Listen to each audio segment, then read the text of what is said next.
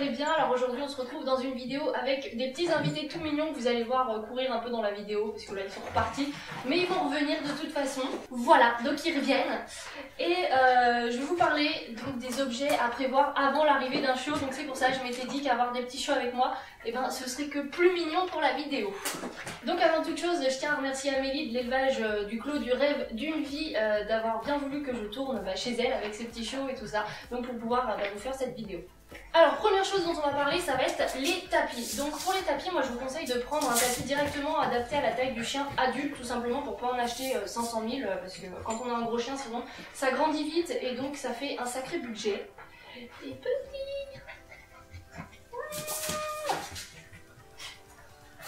Mais alors par contre je vous conseille dans un premier temps d'en prendre des vraiment premier prix pour voir si votre chien il va le détruire ou pas. Ça sert à rien de mettre 150 € dans un tapis si vous avez un chien qui détruit tous vos tapis, donc voilà, vous serez un petit peu dégoûté d'avoir mis autant de sous là-dedans. Donc je vous conseille vraiment pas d'en prendre un cher dès le début. Donc si jamais votre chien, vous le sentez un petit peu perdu dans son tapis parce que vous avez une grande race et que vous avez l'impression qu'il est un petit peu perdu parce que le tapis est trop grand, je vous conseille de prendre une petite serviette que vous roulez et vous faites un petit tour, comme ça délimite l'endroit où le chiot peut se poser et ça peut le faire plus accepter son tapis si jamais il est un petit peu perdu dedans. Donc moi j'ai de la chance, Liska en fait elle détruit pas du tout ses tapis, donc je peux mettre un budget assez conséquent dedans pour avoir des tapis de qualité qui se détruisent pas. Donc j'ai le bleu qui est ici, je l'ai également en rouge, ça fait plus d'1 an que je l'ai, il s'est pas affalé, il n'a pas bougé, il est toujours aussi bien qu'au tout début. Donc voilà, donc c'est la marque Bobby qui les fait et je vous les conseille si jamais vous avez un chien. Bah oui tiens. Donc si jamais tout comme moi vous avez un chien qui détruit pas ses tapis, franchement c'est une marque que je vous conseille. Voilà. Bah oui. Je peux plus lire. Et alors, en ce qui concerne la place du tapis, mettez-le plutôt dans une pièce où vous serez assez fréquemment pour pas que votre petit chien il soit tout seul et tout ça. Et évitez de toucher votre chien quand il sera dans son panier, qu'il comprenne bien que c'est son endroit à lui, son endroit où il peut se sentir en sécurité. S'il n'a pas envie de voir du monde, et ben, il peut aller là-dedans et il sera tranquille. Ah bah oui, c'est cool ça hein.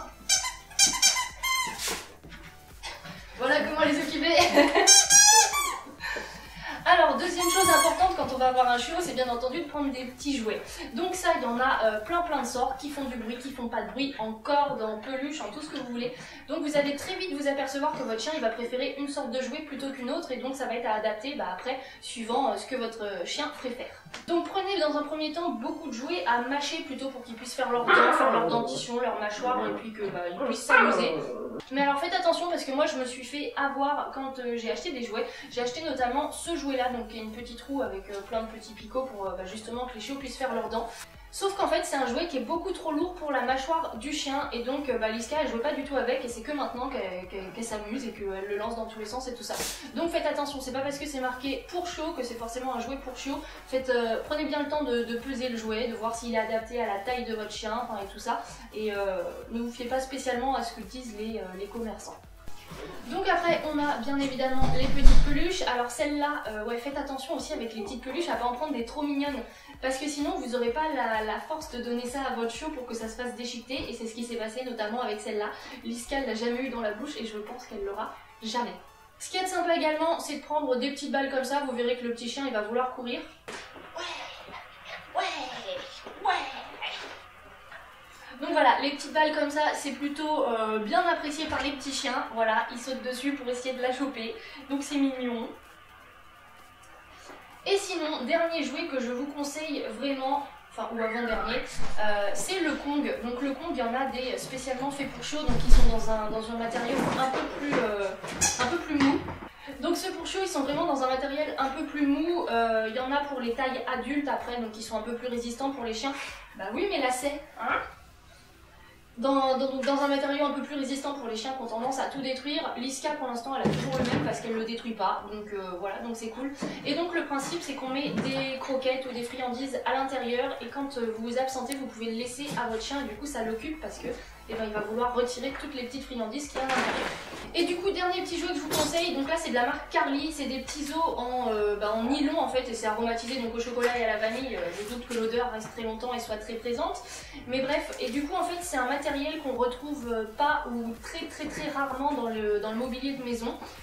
Du coup comme ça votre chien il peut pas confondre entre son jouet et vos meubles par exemple. Donc voilà, donc ça peut être pratique pour les gens qui ont un petit peu peur pour leur mobilier. Donc alors petit mot sur les jouets cordes, le seul truc c'est que par exemple, je prends l'exemple de Liska, elle va jouer avec les jouets cordes mais elle va aussi manger le jouet en corde. Ce qui fait que ça se retrouve dans ces petits cacas et que des fois ça sort pas très bien, donc c'est à nous de tirer délicatement pour le sortir. Donc si votre chien mange les jouets cordes, n'en rachetez plus, c'est ce qu'on fait avec Liska, donc voilà, je vous mets juste en garde au cas où votre chien fait la même chose. Oui, alors surtout, la chose importante à faire, c'est de ne pas laisser son chien manger les jouets, enfin quand vous les voyez faire bien entendu, pour éviter tout ce qui est occlusion intestinale et tout ça. Ça évitera des frais vétos et ça évitera que votre chien tombe malade ou pire, meurt. Et alors pour le choix des jouets aussi c'est pareil, faites attention à la taille, donc ça a moins d'importance quand ils sont chiots, vous allez prendre des petits jouets, mais alors quand ils sont adultes, prenez pas des choses trop petites pour pas que votre chien encore une fois les avale. Et alors je vous mets en garde parce qu'avec les jouets on peut très vite exploser son budget si vous êtes comme moi et que vous craquez devant tous les jouets qui sont trop mignons. En fait tous les jouets pour chiots ils sont trop mignons, donc faites attention, prévoyez un budget d'avance et limitez-vous à ce budget parce que sinon ça va vraiment très vite exploser. Donc après, troisième chose importante, bien entendu, c'est de prévoir des croquettes, enfin de la nourriture. Vous pouvez choisir, donc il y a les croquettes, il y a la pâtée ou il y a le barf. Personnellement, moi je suis aux croquettes, donc j'utilise la marque HB Nutrition, donc c'était la marque de l'élevage où j'ai pris Liska. J'ai pas changé parce qu'elles lui conviennent vraiment bien, donc vous pourrez les changer petit à petit si vous voulez, mais je vous conseille quand même de rester sur la marque qu'il y avait dans l'élevage à la base. Comme ça, vos chiens ils sont habitués directement à ces croquettes là et donc il n'y aura pas de problème. Et alors pour ceux qui savent pas ce que c'est le barf, c'est tout simplement de donner de la viande crue à son chien. Donc moi je fais pas ça, je sais pas si je le ferai un jour, on verra, mais pour l'instant c'est pas à l'ordre du jour. Mais oui, elle est trop chou. Donc après, si jamais votre chien, enfin votre chiot est tout sale et que à l'élevage ils l'ont pas nettoyé avant que vous l'ayez, il va falloir prévoir un petit shampoing. Donc là, il faut vraiment prendre un shampoing spécial chiot parce qu'ils ont une peau qui va être vraiment fragile et ils vont surtout avoir un pelage de chiot. Donc on prend un shampoing spécial là. On prend un shampoing spécial chiot, on s'en fiche de la texture du poil, on s'en fiche de la couleur du poil. Ce qu'il faut c'est vraiment un truc pour chiot, sachant que vers 4-5 mois, les poils du chiot vont complètement disparaître pour donner place aux poils adultes. Donc c'est à partir de ce moment-là qu'on commencera, si on a un chien tout blanc, à prendre un shampoing spécial chien blanc, à prendre un shampoing spécial chien frisé, tout ce que vous voulez. Mais au début c'est vraiment un shampoing pour chiot. Et alors petite chose, préférez aussi tous les shampoings qui vont venir plutôt de chez les toiletteurs ou des choses comme ça plutôt que ceux en animalerie qui sont quand même de meilleure qualité. Alors en marque que je peux vous conseiller, moi je sais que j'utilise Cara, Biogans aussi c'est très bien, Ladybell je trouve ça pas mal aussi, et Anjou Beauté, donc voilà, comme ça vous avez un petit panel pour choisir un petit peu. Il y a d'autres marques qui sont très bien aussi, je les connais pas toutes, j'ai pas tout testé, donc voilà, ce sera un peu à vous de faire votre choix en faisant votre petit shopping. Alors, vu qu'on a parlé du shampoing, maintenant on va parler des brosses. Donc pour les brosses, moi il y en a deux que je vous conseille principalement. Donc en premier, une petite brosse toute simple avec des côtés un petit peu plus métalliques et là un truc tout doux. Surtout quand ils sont chauds en fait c'est pratique parce que comme ça abîme pas la peau et ça enlève tous les petits nœuds, puis ça lustre le poil, enfin c'est tout mignon voilà. Et deuxième brosse que je vous conseille surtout pour les chiens qui vont avoir des poils longs, moi j'appelle ça la brosse magique. Et donc c'est une brosse qui va avoir plein de petits picots et en fait les petits picots ils vont pouvoir rentrer un petit peu. D'ailleurs la mienne ne bouge plus beaucoup là. Donc c'est à changer un petit peu de temps en temps puisque moi je viens de m'apercevoir que les picots de la mienne ils rentraient plus beaucoup, donc voilà, il va falloir que j'en reprenne une autre si je veux que ça marche un petit peu mieux. Et alors ça c'est vraiment magique, ça enlève tous les poils morts, tous les derniers nœuds, tous les machins, et sans casser le poil. Donc voilà, donc après il en existe des où il y a deux rangées, il paraît que les deux rangées sont plus efficaces. Moi j'ai jamais essayé, j'en ai j'ai qu'une rangée et ça me convient très bien, donc voilà. Et tu crois que ça se mange ça? Ton oreille, pas dans le bon sens.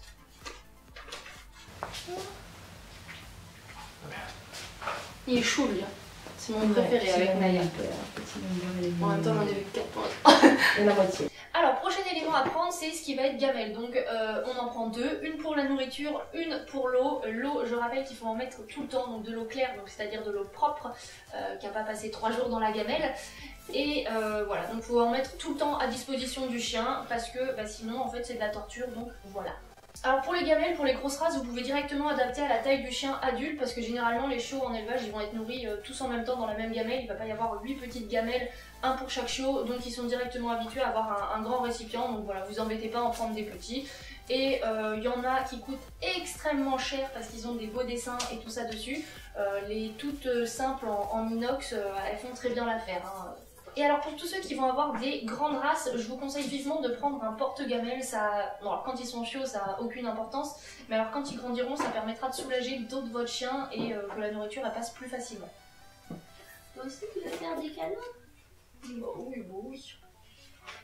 Alors ensuite, il va bien falloir prendre une laisse et un collier pour votre chien. Donc le collier, j'ai rien à vous conseiller, rien à vous dire si ce n'est de ne pas prendre quelque chose qui coûte super cher, pas de prendre un collier en cuir dès le début, sauf si vous êtes, sauf si vous avez hérité d'une riche fortune par exemple. Mais sinon, étant donné que votre chien il va grandir, le collier il va pas faire longtemps. Nous pour Liska on a dû en utiliser je sais plus 2 ou 3 quand elle était petite parce que le premier était trop petit, après c'était encore trop petit, etc. Donc mettez pas une fortune dès le début dans un beau collier, gardez ça pour quand votre chien aura acquis sa taille adulte. Et alors pour la laisse, au début vous n'avez pas besoin d'avoir une laisse de 50 mètres de long. Donc moi j'en avais une, elle faisait 1 m 20, vous pouvez prendre 1 m 50, vous pouvez prendre un peu plus petit. Après c'est bien si le chien il peut quand même un petit peu gambader devant vous, c'est toujours plus sympa pour lui.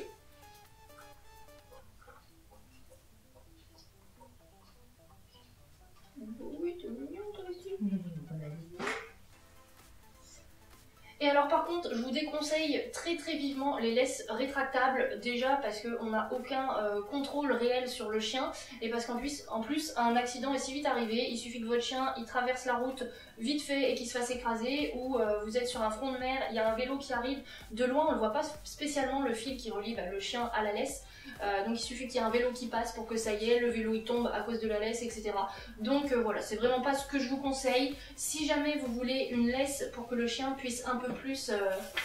Tiens, regarde!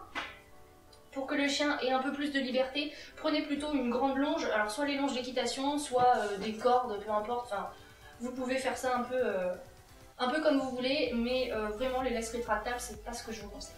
Alors ensuite, étant donné que vous allez avoir un chiot, il va bien falloir lui apprendre un petit peu au moins les ordres de base et à respecter certaines consignes dans la maison, etc. Donc il va falloir récompenser votre chiot. Donc pour ça, vous pouvez prendre des petites friandises. Moi, celles que j'ai utilisées, donc c'est les Educ de chez Royal Canin. Donc elles sont faites pour les chiots, mais pas que. Et surtout, elles sont faibles en matière grasse, donc ce que je trouve particulièrement bien.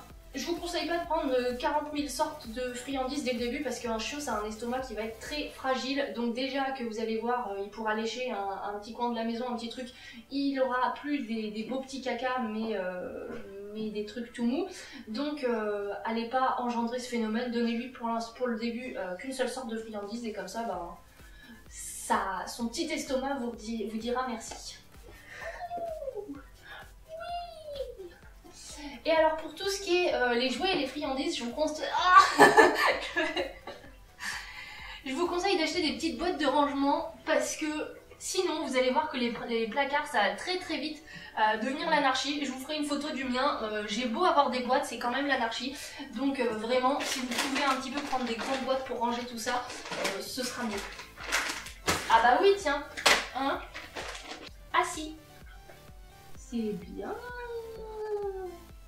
Donc vu qu'on vient de voir les friandises, forcément les friandises ça sert à apprendre des choses à votre chien ou à renforcer un comportement positif. Eh mais décidément. Donc ce que je vous conseille de prendre avec tout ça, c'est, alors pour apprendre les tours à votre chien, c'est d'utiliser le clicker. Pour moi c'est la meilleure méthode qui existe pour apprendre des choses, que ce soit du renforcement de comportement ou apprendre des tricks, apprendre des tours, tout ce que vous voulez. Je vous conseille vraiment le clicker, c'est hyper facile. En gros il y a un petit bruit. Et donc dès que le chien va entendre ce petit bruit, il va savoir qu'il a bien fait le comportement que vous recherchiez, donc là vous le récompensez. Et ça marche du tonnerre, ça évite aussi de perdre patience si jamais votre chien il fait pas ce que vous voulez tout de suite. Là c'est vraiment que le clicker, vous avez pas, il n'y a pas l'intonation de votre voix qui va rentrer en compte. Ma chaussure. Donc voilà, c'est vraiment ultra pratique et s'il y a bien un truc que je vous conseille le plus dans cette vidéo, je pense que c'est ça. Et donc, pour faciliter l'éducation, je vous conseille aussi de prendre une petite pochette à friandises, comme ça pas besoin d'avoir le paquet à côté de soi. Ça s'accroche donc à la ceinture de son pantalon. Et comme ça, peu importe où vous soyez, que vous soyez dans le jardin, que vous soyez dans une pièce où il n'y a pas de meubles, que vous soyez n'importe où sur la plage ou quoi, vous avez les petites friandises qui sont là-dedans, ça salit pas vos poches de vêtements, vous n'avez pas les mains pleines de miettes de friandises également. Donc voilà, pour l'éducation, c'est top. Alors ensuite, petit objet qui peut en rassurer plus d'un, c'est tout ce qui va être répulsif à pulvériser, donc sur les rideaux, sur les meubles, sur les choses comme ça. Alors faut savoir qu'avec les répulsifs quand même, il y a certains chiens, ils en ont rien à faire, vous aurez beau en mettre. Je vois qu'il y a une petite araignée là qui monte devant ton objectif. Je crois que ça fait 2 fois. Ah ouais? Ça était là. J'avais soufflé. Je sais pas si on la verra passer fort. Ça serait marrant. Donc du coup, comme je vous disais, il y a certains chiens, ça va rien leur faire et ils iront quand même attaquer ces meubles-là. Sachant aussi que même s'il y a du répulsif, un chiot, ça va forcément faire des bêtises. Donc si vous vous attendez à ce que votre chiot il détruise rien chez vous, c'est mort. Et si vous n'êtes pas prêt à assumer ça aussi, prenez pas de chien parce que vous n'êtes pas prêt encore à en avoir un. Et alors au niveau du répulsif, prenez un répulsif qui va être naturel tout simplement pour pouvoir respecter votre environnement et celui du chien, parce que bon, s'il y a des produits toxiques dans la maison, c'est ni bon pour vous, ni bon pour votre chiot. Et alors pour finir, on va avoir tout ce qui est soins, sachant que quand vous avez un chiot, il n'y a pas spécialement besoin de lui faire des soins. Donc oui, il n'y a pas spécialement besoin de faire de soins, tout simplement parce que le pelage déjà, ils vont le perdre vers les 4-5 mois, donc ça sert à rien de mettre des petits sprays qui rendent tout doux ou qui démêlent bien, parce qu'il n'y en a pas besoin. Les dents, ça va être pareil, ils vont les perdre, donc il n'y a pas vraiment de soins à apporter quand on a un chiot.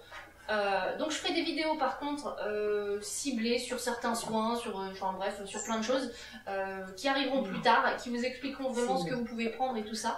Et alors si jamais vous voulez quand même prendre des produits, même si pour l'instant votre chien n'en a pas besoin, les marques que je vous conseille c'est les mêmes que pour les shampoings, donc voilà. Donc voilà, donc en prenant tout ça, vous serez normalement paré pour accueillir votre nouveau petit compagnon et donc pouvoir commencer pleinement cette nouvelle aventure. Et moi je vous dis à très bientôt dans une prochaine vidéo. Bye!